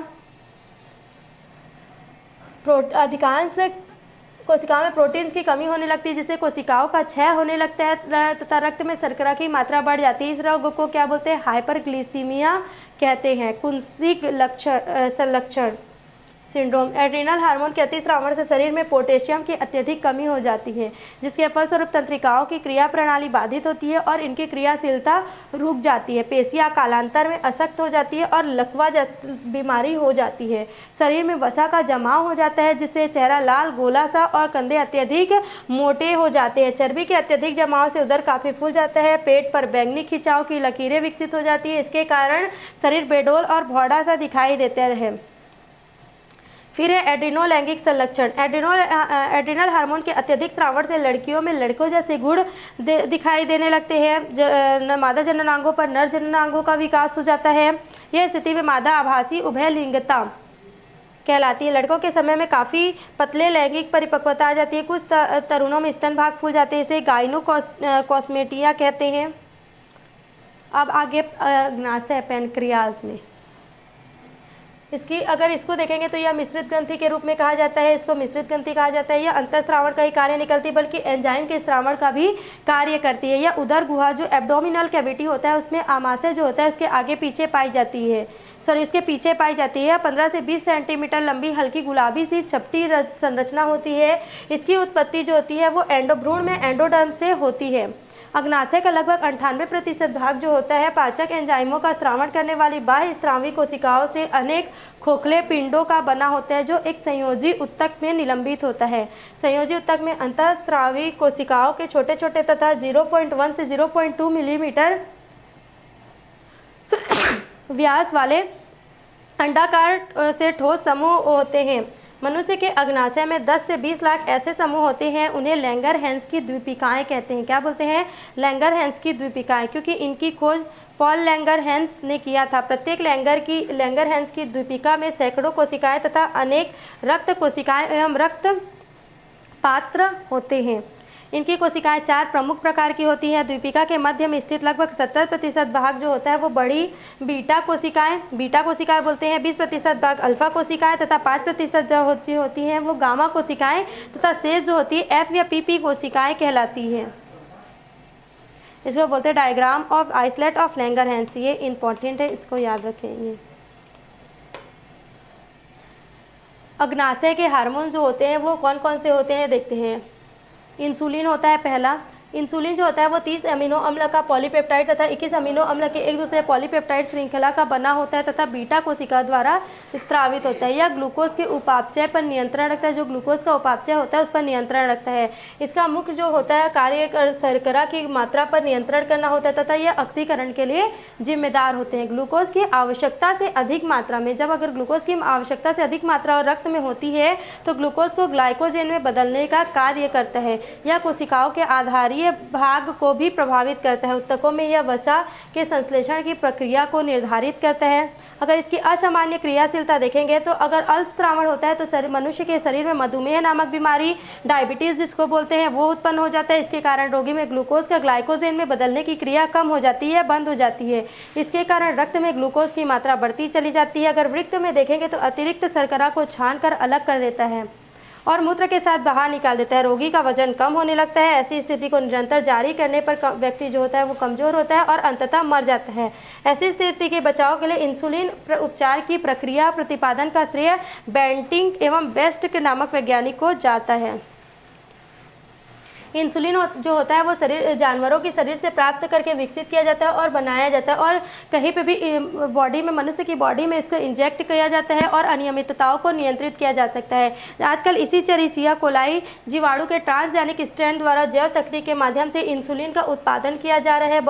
मधुमेह जो होता है उसमें बहुमूत्रता की स्थिति में अत्यधिक प्यास लगना, कीटोसिस आदि लक्षण विकसित होता है। इसमें कीटोसिस सबसे खतरनाक स्थिति है क्योंकि यह रोगी में वसा का अधूरा विखंडन करने होता है, जिससे मूत्र में कीटोन काय की मात्रा बढ़ जाती है। कीटोन काय की मात्रा अधिक हो जाने के कारण जो होता है अम्लीयता बढ़ जाता है रोगी के शरीर में और बेहोशी आने लगता है। उससे मृत्यु भी हो जाती है। अत्यधिक अम्लीयता की स्थिति में एसिडोसिस नाम से भी जाना जाता है। अगर इंसुलिन का अतिस्रावण होता है तो क्या होता है, इसको बोलते हैं हाइपोग्लाइसेमिया। इंसुलिन के अतिस्रावण से यह ग्लूकोज की मात्रा अत्यंत कम हो जाती है, जिससे मस्तिष्क में उत्तेजना बढ़ जाती है, थकावट आती है, मूर्छा आती है, शरीर में ऐंठन हो जाती है। शीघ्र ही रोगी को ग्लूकोज अगर नहीं दिया जाता है तो उसकी मृत्यु भी हो जाती है। रक्त में ग्लूकोज की कम मात्रा होने पर दृष्टि क्षमता एवं जनन क्षमता का ह्रास होने लगता है। आवश्यकता से अधिक मात्रा में इंसुलिन के खुराक लेने से भी ऐसी स्थिति विकसित हो जाती है, जिसे इंसुलिन आघात कहते हैं। फिर है ग्लूकेगॉन। इस हार्मोन की खोज किम्बल एवं मॉर्लिन नामक वैज्ञानिक ने किया था। अग्नाशय के द्वारा स्रावित होने वाले यह हार्मोन इंसुलिन के विपरीत क्रियाशीलता की प्रकृति रखता है। यह शरीर में स्थित ग्लाइकोजन को ग्लूकोज में से अभिक्रिया को प्रेरित करता है। इसकी सक्रियता से रक्त में ग्लूकोज की जो मात्रा होती है वो सामान्य बनी रहती है। यह हार्मोन यकृत में इंसुलिन हार्मोन द्वारा होता है जो ग्लाइकोजेनेसिस की क्रिया पर नियंत्रण रखता है तथा उसे सामान्य अवस्था में बनाए रखता है। इसे रक्त में ग्लूकोज की मात्रा सामान्य बनी रहती है। वसीय ऊतकों में यह लाइपोजिनेसिस की क्रियाओं में अभिवृद्धि करता है। सोमेटोस्टेनिन, यह हार्मोन अग्नाशय की डेल्टा कोशिकाओं द्वारा स्रावित होता है। सोमेटोस्टेनिन जो होता है यह हार्मोन जो होता है अग्नाशय की डेल्टा कोशिकाओं द्वारा स्रावित होता है। यह हार्मोन भोजन के स्वांगीकरण की अवधि को बढ़ाता है। इसकी सक्रियता से भोजन उपयोगिता में अत्यधिक समय तक बनी रहती है। अग्नाशय के पैनक्रिएटिक पॉलीपेप्टाइड कोशिकाओं द्वारा स्रावित होने वाले हार्मोन में इस में यह जानकारी अभी नहीं हो पाई है। अग्नाशय के लैंगरहैंस की द्वीपीय कोशिकाओं द्वारा स्रावित हार्मोन्स का नियंत्रण पुनर्वेशन की प्रक्रिया द्वारा होता है। इस नियंत्रण पद्धति में इंसुलिन का स्राव रक्त की ग्लूकोज की मात्रा के बढ़ने से होता है तथा रक्त में ग्लूकेगॉन स्रावित होता है। ऐसा माना जाता है कि एफ कोशिका में पैनक्रियाटिक पॉलीपेप्टाइड स्रावित होता है जो कि सोमेटोस्टेनिन को संश्लेषण को रोकता है। फिर है गोनड्स। प्रजनन में भाग लेने वाले अंग को प्रजनन अंग या फिर जनन गोनड्स कहते हैं। नर के जनन को क्या बोलते हैं? वृषण तथा मादा के जनन अंग को अंडाशय कहते हैं। नर के जो जनन अंग होता है उसको वृषण बोलते हैं और मादा का जो जनन अंग होता है उसको अंडाशय कहते हैं। प्रजनन अंगों की कुछ विशेष कोशिकाओं में आवश्यकतानुसार अंतःस्रावी कोशिकाओं के सामान्य कार्य करती। कुछ महत्वपूर्ण और आवश्यक हार्मोन जो होते हैं वो स्राव करती है, स्त्रावण करती है, सेक्रेशन करती है। भ्रूणीय अवस्था के मध्य स्तर के जननों का निर्माण होता है। इसके द्वारा स्रावित होने वाले हार्मोन जो होते हैं वो सेकेंडरी लैंगिक लक्षणों का नियमन करते हैं, जिसमें पहला है वृषण। जो वृषण कोष में 2 वृषण स्थित होते हैं या अनेक नलिकाओं के मिलने से बनता है। प्रत्येक नलिका को सेमिनिफेरस ट्यूब्यूल्स कहते हैं। ये नलिकाएं जो होती है वृषण के अंदर स्थित संयोजी उत्तकों में बिखरी रहती है। उत्तक में नर हार्मोन के स्रावण की क्षमता बनाए रखने वाले विशिष्ट प्रकार की कोशिकाएं होती है, जिन्हें क्या बोलते हैं? अंतराली कोशिकाएं कहते हैं। इनके द्वारा जो होता है हार्मोन जो होता है एंड्रोजन के नाम से जाने जाते हैं। एंड्रोजन के अंतर्गत आने वाले हार्मोन्स में टेस्टोस्टेरोन तथा एंडोस्टेरोन प्रमुख है। एंड्रोजन की सक्रियता से द्वितीयक लैंगिक लक्षण जैसे कि दाढ़ी मूंछ का आना निर्धारित होता है। इसके कारण नर में लैंगिक लक्षणों का अभिप्रेरण होता है। इसके स्राव से जो सीशन होता है वो एपिडायमिस परिपक्व होते हैं और आवाज में भारीपन, पेशियों में सुसंगठित होना, परिपक्वता, सुकाणुओं का बनना तथा विपरीत लिंग के प्रति आकर्षण का बनना एंड्रोजन के स्रावण तथा सक्रियता का परिचायक है। असामान्य क्रियाशीलता में देखेंगे तो एंड्रोजन के अल्प स्रावण से नर व्यक्तियों में लैंगिक परिपक्वता नहीं आ पाती है। उनके लैंगिक अंगों का विकास धीमा हो जाता है और अगर बहुत ज़्यादा कमी होने से क्या होता है इसमें पर नपुंसक हो जाता है। वृषण को निकाल देने से जंतु प्रायः बलिष्ठ एवं मजबूत हो जाते हैं। संभवतः ऐसा प्रजनन कार्य में ऊर्जा के ह्रास नहीं होने के कारण होता है। पीयूष ग्रंथि द्वारा स्रावित होने वाले FSH तथा LH हार्मोन जो होते हैं वृषण के एंड्रोजन के बनने तथा उनके स्रावण को प्रेरित करने का कार्य करते हैं। एंड्रोजन के अत्यधिक स्रावण से अल्प आयु में व्यक्ति में सेकेंडरी जो लक्षण होता है सेक्सुअल सिम्टम्स जो होते हैं वो दिखाई देने लगते हैं, जो लैंगिक रूप से परिपक्व हो जाता है। दूसरा है अंडाशय। मादा जनन अंग को अंडाशय कहते हैं। यह 2 की संख्या में उदर गुहा के निचले हिस्से में गर्भाशय के दोनों तरफ स्थित होता है। यह प्रजनन हेतु मुख्यतः अंड के निर्माण से संबंधित होता है, लेकिन इसकी जो कुछ कोशिकाएं होती हैं जैसे पुटिका कोशिकाएं तथा कॉर्पस ल्यूटियम कुछ हार्मोन को भी स्रावित करती है, जो क्या है? पहला है एस्ट्रोजन। यह हार्मोन 11 से 13 वर्ष की उम्र में स्रावित होता है तथा 52 तक उम्र की ओर तक चलता रहता है। यह अंडाशय की पुटिकाओं को घेरने वाला होता है, जो थीका इंटरना की कोशिकाओं द्वारा स्रावित होता है। इसके प्रभाव से लड़कियों में लैंगिक परिपक्वता आती है, जिसमें योनि भग्न सीसन आदि लैंगिक लक्षणों का विकास दिखाई देने को मिलता है। लैंगिक लक्षणों जैसे स्तनों का बनना, लैंगिक अंग के आसपास क्षेत्रों में बालों का उगना, शरीर में वसा का जमाव होने के कारण चिकनाहट, रजोधर्म का आरंभ तथा विपरीत लिंग के प्रति आकर्षण का आरंभ जो होता है वो इसी से दिखाई देने लगता है। यह अग्नाशय की काट का चित्र। एस्ट्रोजन की अनियमितताएं अगर होगी तो कम होगी तो क्या होगा? जनन क्षमता का विकास नहीं हो पाता है, जिससे बांझपन आ जाता है। परिपक्वता जल्दी अगर ज़्यादा होता है तो परिपक्वता जल्दी आ जाती है। फिर है प्रोजेस्टेरॉन। एस्ट्रोजन के बाद है प्रोजेस्टेरॉन।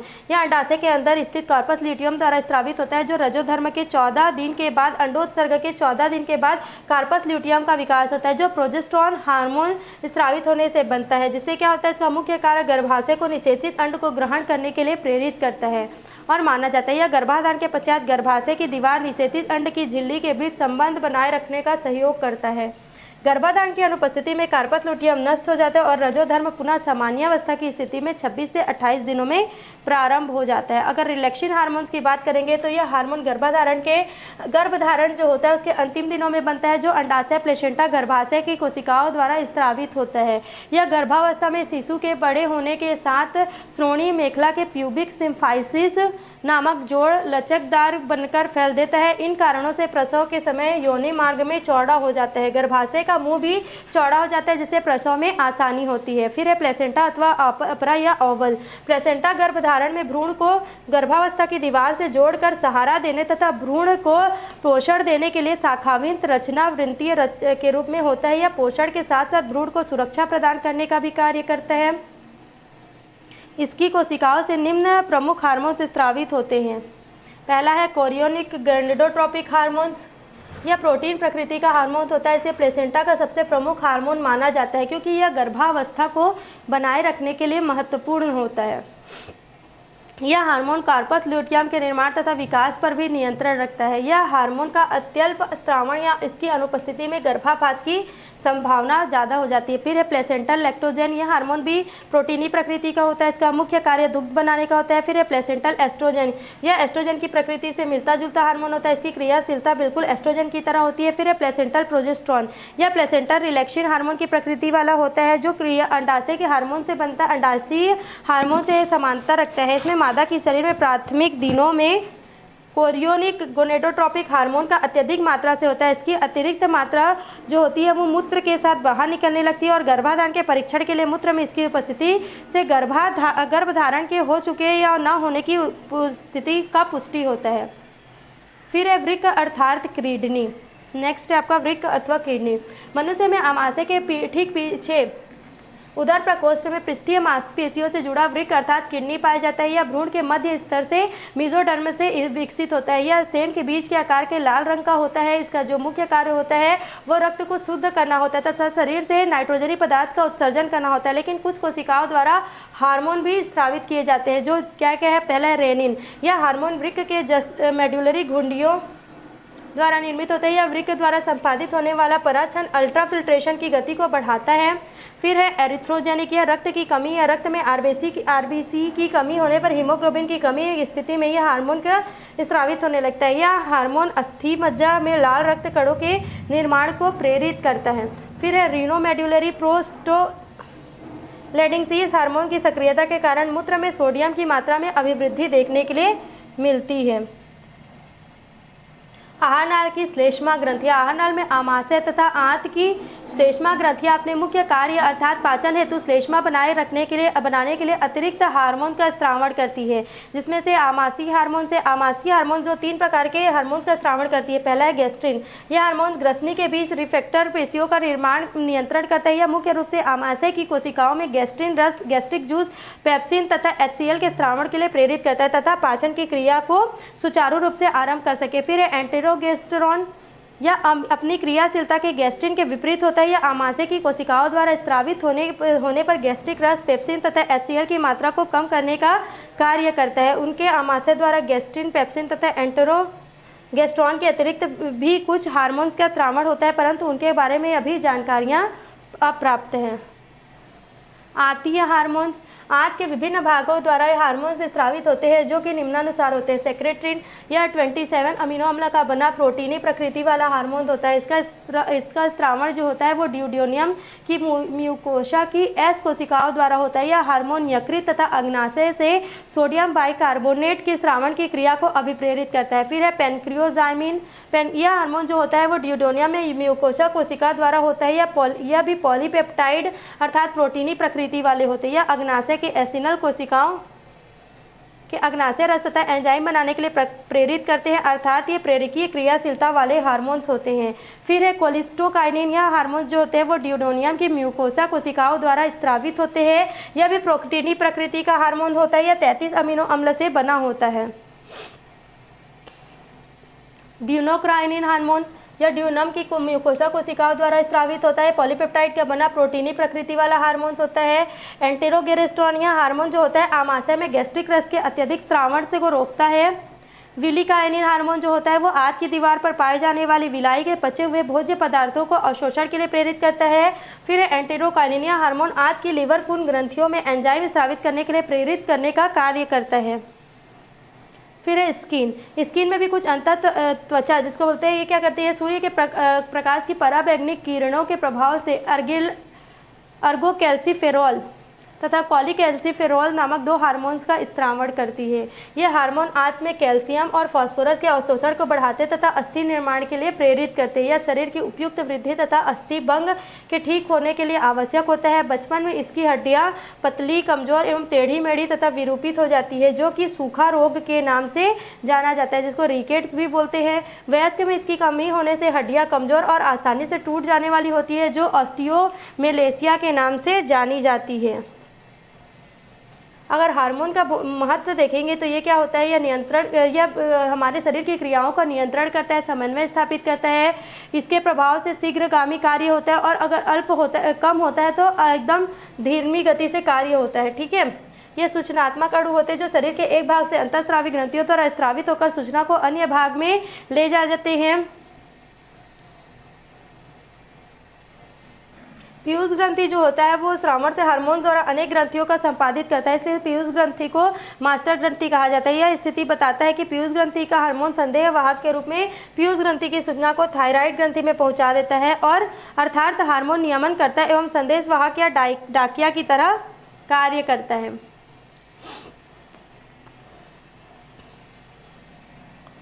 जिस अंग के लिए हार्मोन निकलता है उसको लक्ष्य अंग कहते हैं। कोशिका कला के रूप में अगर देखेंगे तो देखो, अगर हार्मोन्स जो होते हैं वो निम्नांकित विधियों में से किसी एक विधि अर्थात या तो कोशिका झिल्ली की सतह पर या जीन स्तर पर प्रोटीन का संश्लेषण करके शरीर की कोशिका क्रियाओं का नियंत्रण करते हैं। जिसमें से पहला अगर देखेंगे तो कोशिका कला के स्तर पर देखते हैं, हार्मोन्स प्रोटीन या पेप्टाइड्स होते हैं, ये लक्ष्य कोशिका के अंदर प्रवेश नहीं कर पाते। ये क्या करते हैं, कोशिका कला का जो बाहरी सतह होते हैं उसको क्या करते हैं, प्रभावित करते हैं और एंजाइम तंत्र को प्रभावित करके एड्रिनिल साइक्लेज नामक एंजाइम को प्रेरित करते हैं। यह एंजाइम जो होता है एटीपी को सीएएमपी को तोड़ देता है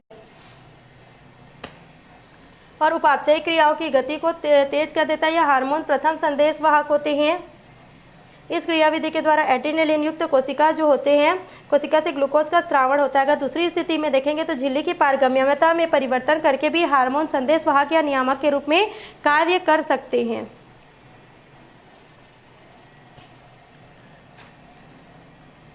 विशिष्ट हार्मोन के साथ जुड़ जाने पर रिसेप्टर्स जो होते हैं प्रोटीन के समरूपणात्मक परिवर्तन होते हैं, इसलिए आयनों के लिए प्लाज्मा कला की पारगम्यता जो होती है वो परिवर्तित हो जाती है। जैसे कि इंसुलिन हार्मोन रक्त से ग्लूकोज को पेशी कोशिकाओं में जाने के लिए सार्कोलेमा की पारगम्यता को बढ़ाता है।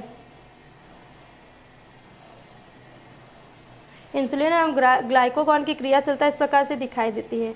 अगर जीन स्तर पर प्रोटीन संश्लेषण का देखेंगे तो क्या होगा, कुछ हार्मोन्स लक्ष्य कोशिका के अंदर केंद्रक में पहुंचकर निष्क्रिय जीन को सक्रिय जीन तथा सक्रिय जीन को निष्क्रिय कोशिका में क्रियाविधि का नियमन करते हैं। हार्मोन की इस क्रिया से एमआरएनए का निर्माण प्रभावित होता है। इसके बाद एमआरएनए के अनुसार कोशिकाओं में प्रोटीन तथा एंजाइम का संश्लेषण होता है, जो कोशिका की उपापचयी क्रिया, वृद्धि, रचना एवं विकास आदि को प्रेरित करता है। अगर हार्मोन के स्राव का पुनर्निवेश नियंत्रण देखेंगे तो क्या होगा, जो लक्ष्य कोशिका होते हैं उसमें उपापचयी प्रक्रियाओं को शरीर की आवश्यकता अनुसार परिवर्तन करता है, जिसमें लक्ष्य कोशिका उसके उपयोग या तो खपत के अनुरूप घटता बढ़ता रहता है और पुनर्निवेश का नियंत्रण करता है। ज़्यादातर हार्मोन्स का स्रावण एक निश्चित दर से हमेशा होता है, परंतु यह दर वातावरणीय परिवर्तनों के अनुसार शरीर की क्रियाओं में आवश्यक परिवर्तन करने के लिए घटती बढ़ती रहती है। सामान्यतः प्रत्येक अंतःस्रावी ग्रंथि में अधिक स्रावण का गुण होता है।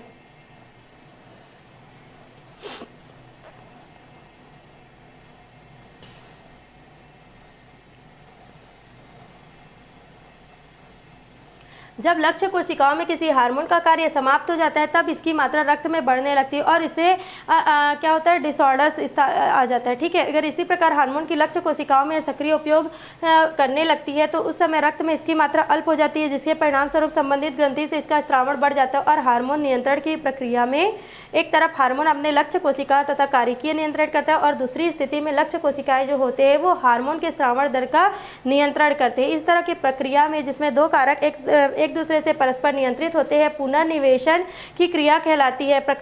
इसके लिए आवश्यक है कि अंतःस्रावी ग्रंथियों में कोशिकाओं और लक्ष्य कोशिकाओं की उपापचयिक प्रक्रियाओं में इनके उत्पादों की संकेत सूचनाएं लगातार प्राप्त होती हैं।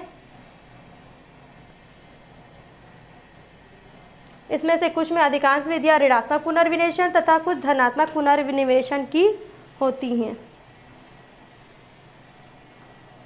अब ऋणात्मक पुनर्निवेशन पढ़ते हैं। नेगेटिव फीडबैक अगर देखेंगे तो यह हार्मोन श्रावण की सबसे सामान्य विधि होती है। इसमें प्रत्यक्ष ऋणात्मक पुनर्निवेशन जो होता है वो तंत्र ही सजीवों में सुस्पष्ट तौर पर अधिकता में होता है। उदाहरणार्थ अगर देखेंगे तो शरीर की जो सारी कोशिकाएं होती है वो ग्लूकोज से ऊर्जा लेती हैं और उत्पादन के लिए निरंतर ऑक्सीकरण का कार्य करती रहती हैं। अतः रक्त में ग्लूकोज की एक नियंत्रित मात्रा जो होती है वो सदैव बना रहना आवश्यक है। इसका नियंत्रण किसके द्वारा होता है? इंसुलिन के द्वारा होता है। इंसुलिन नामक हार्मोन्स के द्वारा होता है। इससे क्या होता है, रक्त में ग्लूकोज की मात्रा अगर सामान्य से बढ़ने लगती है तो इंसुलिन की सारी कोशिकाओं में रुधिर में ग्लूकोज लेने तथा इसके उपयोग करने के लिए प्रेरित करता है। इसके विपरीत जब रक्त में शर्करा की मात्रा सामान्य होने लगती है तब इंसुलिन के स्रावण की दर कम हो जाती है और कोशिकाओं को रुधिर से कम ग्लूकोज ग्रहण करने लगती है। अर्थात इस प्रक्रिया में इंसुलिन का क्या होता है, उत्पादन जो होता है रक्त शर्करा में उपस्थिति पर निर्भर करती है। अर्थात शर्करा में के कारण हार्मोन का उत्पादन, ऋणात्मक पुनर्विनिवेशन तथा शर्करा की मात्रा के अनुसार हार्मोन का स्रावण होना प्रत्यक्ष ऋणात्मक पुनर्विनिवेशन कहलाता है।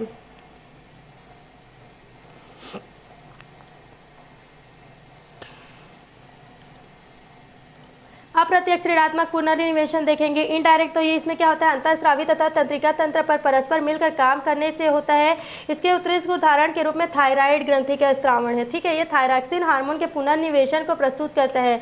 इसमें थायराइड में क्या होता है, रक्त में थायराइड की हार्मोन की उपस्थिति के कारण हाइपोथैलेमस से थायराट्रोपिक रिलीजिंग हार्मोन्स निकलने में क्या होता है, रुकावट आता है, जिससे थायराइड ग्रंथि का उत्तेजना कम हो जाता है और थायराइड हार्मोन का परिणाम जो होता है वो स्रावित कम होता है। जैसे हाइपोथैलेमस क्या होता है, थायरोट्रॉपिक हार्मोन होता है जो स्रावित होता है और थायराइड ग्रंथि को ज़्यादा उत्तेजित कर देता है, जिसके कारण थायराइड ग्रंथि ज़्यादा हार्मोन स्रावित होता है। इस पद्धति से क्रियाशील होने से रुधिर में थायराइड हार्मोन का परिणाम सामान्य स्तर से बना रहता है। अर्थात इस प्रकार के ऋणात्मक पुनर्निवेशन से हार्मोन की उपस्थिति की मात्रा के अनुसार उसका स्रावण निर्धारण होता है, जो सिक्रेशन होता है उसका निर्धारण होता है। अप्रत्यक्ष रूप से हाइपोथैलेमस द्वारा स्रावित होने वाला थायराइड रिलीजिंग हार्मोन पर निर्भर करता है और एक हार्मोन द्वारा दूसरे हार्मोन का स्रावित होना निर्भर करता है, इसलिए इसे अप्रत्यक्ष ऋणात्मक पुनर्निवेशन कहते हैं। फिर है धनात्मक पुनर्निवेशन। यदि किसी अनुक्रिया की पूर्णता उस क्रिया को होने की दर तथा हार्मोन की सांद्रता के बढ़ने से सुनिश्चित होती है तो उसे धनात्मक पुनर्निवेशन कहते हैं। उदाहरण है ऑक्सीटोसिन हार्मोन्स। फिर है तंत्रिकीय अंतःस्रावी नियंत्रण। अंतःस्रावी ग्रंथियां जो होती है वो तंत्रिका तंत्र को एकीकृत तथा नियंत्रण एवं समन्वय का कार्य सम अवस्था बनाए रखने के लिए भी कार्य करती हैं।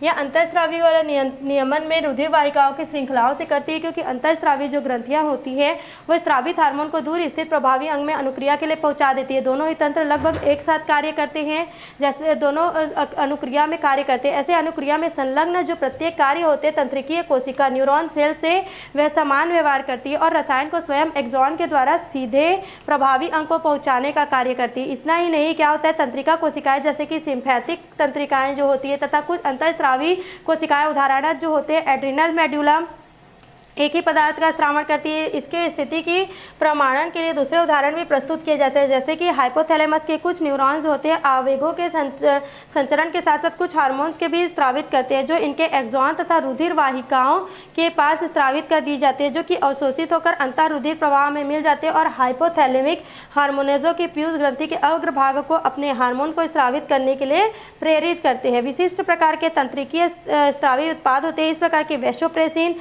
ऑक्सीटोसिन जो कि पीयूष ग्रंथि के पश्च भाग द्वारा स्रावित होता है, ये भी हाइपोथैलेमिक तंत्रीय स्रावी कोशिकाओं के उत्पाद होते हैं। अर्थात अंतःस्रावी ग्रंथियां जो होती है वो संचारी पदार्थ जैसे कि एड्रिनल मेडुला तथा नार इपिफ्रेनिन को स्रावित करता है, तंत्रिका तंत्र के अंतः ग्रंथियों के समान स्राव पैदा करता है तथा अंतःस्रावी तंत्र का कार्य करता है। उपयुक्त विवरण यह कहलाता है कि तंत्रिका तंत्र तथा अंतःस्रावी तंत्र एक साथ सम्मिलित रूप से शरीर के पूर्ण नियमन एवं नियंत्रण का कार्य करती है। यह प्रक्रिया तंत्रिकीय अंतःस्रावी नियमन कहलाती है। तंत्रिकीय और अंतःस्रावी नियमन का अंतर ये आप देख लेंगे।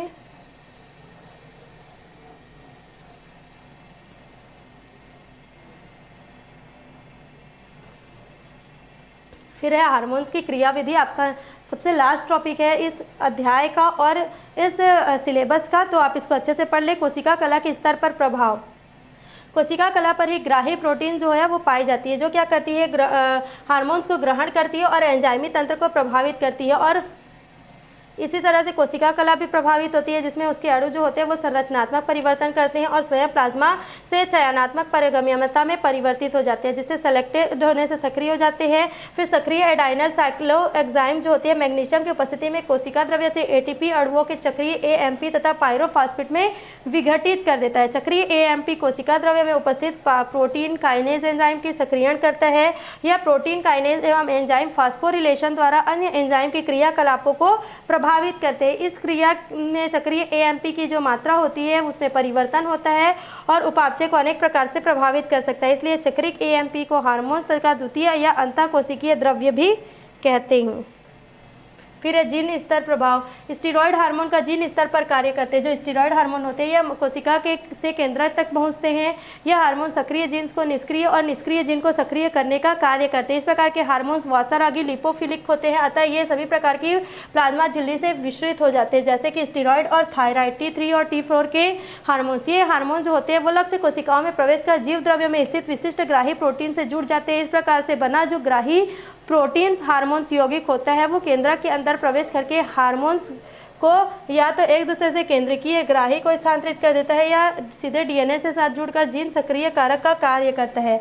यह जीन सक्रिय कारक सुप्त जीन को सक्रिय करता है और आरएनए का संश्लेषण करता है। फिर इस एमआरएनए के अनुरूप प्रोटीन या एंजाइम का संश्लेषण होता है, जो उपापचयी क्रियाओं को वृद्धि को प्रभावित करता है। इसके साथ ही हमारा ये लेसन अध्याय 22 जो है वो यहाँ भी कंप्लीट होता है। आई होप आपको सारे जो टॉपिक्स हैं यहाँ पे क्लियर हो गए होंगे। सीजी शिक्षा में आगे के लिए बने रहिए। धन्यवाद।